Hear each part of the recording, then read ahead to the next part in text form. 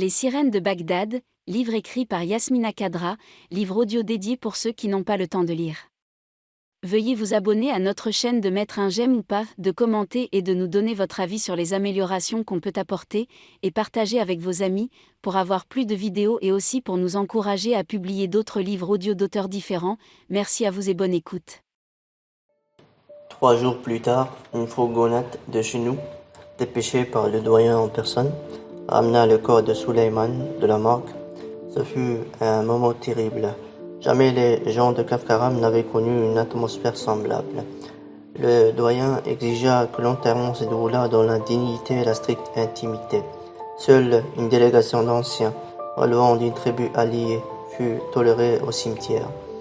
Une fois les funérailles accomplies, chacun retourna dans ses quartiers méditer le sortilège qui avait ravi à Kafkaram son être le plus pur, qui fut sa mascotte et son pentacle. Le soir, les vieux et les jeunes se réunirent chez les ferronniers et psalmodièrent des versets, jusque tard dans la nuit. Mais Yassine et sa bande, qui affichaient ouvertement leur indignation, ne l'entendirent pas de cette oreille, préférèrent se retrouver chez Saïd, le fils de Bachir, le faucon, un jeune homme peu bavard et mystérieux, que l'on disait proche de la mouvance intégriste, qu'on soupçonnait d'avoir fréquenté l'école de Peshawar du temps des talibans. C'était un grand garçon d'une trentaine d'années, au visage ascétique et imperbe, avec juste une minuscule touffe de poils follet sur la lèvre inférieure qui, ajouté au grain de beauté sur la joue, l'embellissait. Il vivait à Bagdad et ne rentrait à Kafkaram qu'en fonction des événements. Il était arrivé la veille pour assister à l'enterrement de Suleiman. Vers minuit, d'autres garçons insomniaques le rejoignirent. Saïd les reçut avec beaucoup de différence et les installa dans une grande salle tapissée de nattes en osier et de coussins. Pendant que tout le monde piochait dans les corbeilles pleines de cacahuètes en sirotant du thé, Yassine ne tenait pas en place. On l'aurait cru possédé par le démon. Son regard exacerbé n'arrêtait pas de traquer les nuques basses et de leur chercher noises. Quand personne ne faisait cas de lui, il se retourna carrément contre son plus fidèle compagnon, Salah, le gendre du ferronnier. « Je t'ai vu pleurer au cimetière. »« C'est vrai, » reconnut Salah, ignorant où l'autre voulait en venir. « Pourquoi ? Pourquoi quoi ? Pourquoi tu as pleuré ?» Salah fronça les sourcils. « D'après toi, pourquoi on pleure ? J'avais du chagrin. » « Voyons. J'ai pleuré parce que la mort de Suleiman m'a fait de la peine. Qu'est-ce qu'il y a de choquant à pleurer quelqu'un qu'on a aimé ? » « Ça, j'ai compris, » insista Yassine. « Mais pourquoi les pleurs ?» Salah sentait les choses lui échapper. « Je ne comprends pas ta question. »« La mort de Suleiman m'a fondu le cœur, » dit Yassine. « Mais je n'ai pas versé une seule larme. Je n'arrive pas à croire que tu puisses te donner en spectacle de cette façon. » Tu as pleuré comme une femme, et ça, c'est inadmissible. Le mot femme ébranla Salah. Ses mâchoires roulèrent dans son visage comme des poulies. Les hommes pleurent aussi, fit-il remarquer à son chef de bande. Même le prophète avait cette faiblesse. Je n'ai rien à cirer, explosa Yassine. Tu n'avais pas à te conduire comme une femme, ajouta-t-il en appuyant sur le dernier vocable. Salah se leva d'un bloc scandalisé et fixa longtemps Yassine d'un œil blessé afin de ramasser ses sandales et de sortir dans la nuit. Dans la grande salle où s'étaient entassés une vingtaine d'individus, les regards couraient dans tous les sens. Personne ne comprenait quelle mouche avait piqué Yassine, pourquoi il s'était conduit d'une manière aussi abjecte avec le gendre du ferronnier. Un malaise s'installa dans la pièce. Après un long silence, Saïd, le maître de séance, tout sauta dans son point. En sa qualité d'hôte, il devait trancher. Il leva sur Yassine un regard acéré. Mon père m'avait raconté une histoire qu'enfant, je n'avais pas bien saisi. À cet âge, j'ignorais que les histoires avaient une morale. C'était une histoire d'un gros bras égyptien qui régnait en satrape sur les bras quartiers du Caire, un Hercule droit sorti d'une fonderie des temps antiques, aussi dur avec les autres qu'avec lui-même, et dont la moustache énorme évoquait les cornes d'un bélier. Je ne me souviens plus de son nom, mais j'ai gardé intacte l'image que je m'étais faite de lui.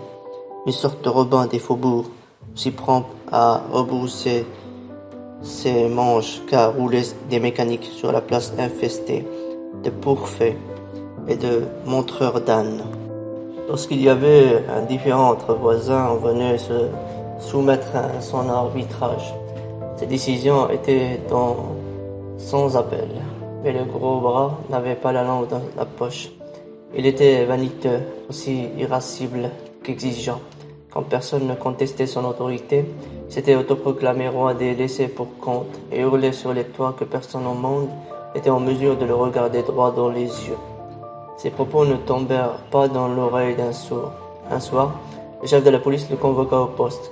Nul ne sait ce qu'il s'était passé. Cette nuit-là, le lendemain, c'est un gros bras, méconnaissable qui retourna chez lui, la nuque basse, les yeux fuyants. Il ne portait ni blessure, ni trace de coups, mais une évidente marque de l'infamie sur les épaules soudain tremblantes et tombantes. Il s'était enfermé dans son taudis jusqu'à ce que les voisins se mettent à se plaindre d'une forte odeur de décomposition. Quand on a défoncé la porte, on a trouvé le gros bras étendu sur sa paillasse, mort depuis plusieurs jours. Plus tard, un flic avait laissé entendre que lorsque le gros bras s'était trouvé en face du chef de la police, et sans que ce dernier lui reproche quoi que ce soit, il s'était jeté à ses pieds pour implorer son pardon. Il ne s'en était jamais relevé. Et alors, dit Yacine à l'affût des insinuations. Sayed ébaucha un petit sourire narquois.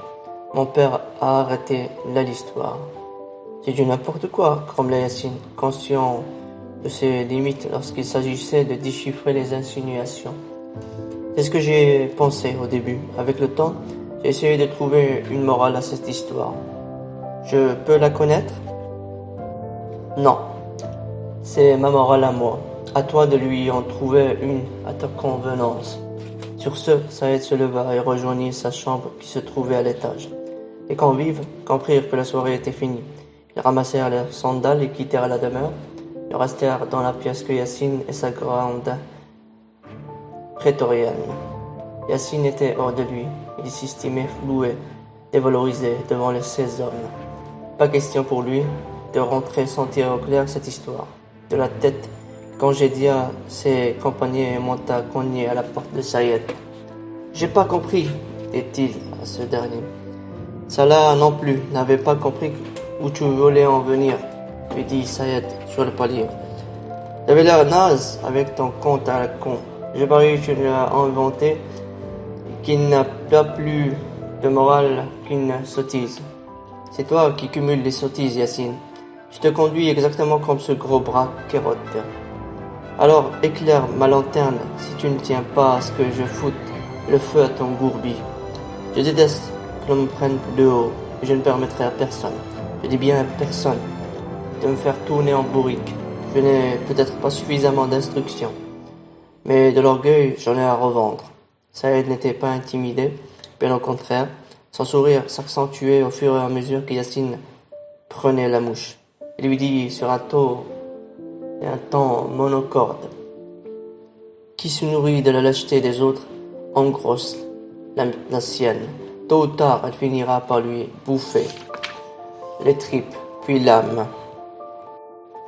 Depuis quelque temps, tu te conduis en tyran, Yacine.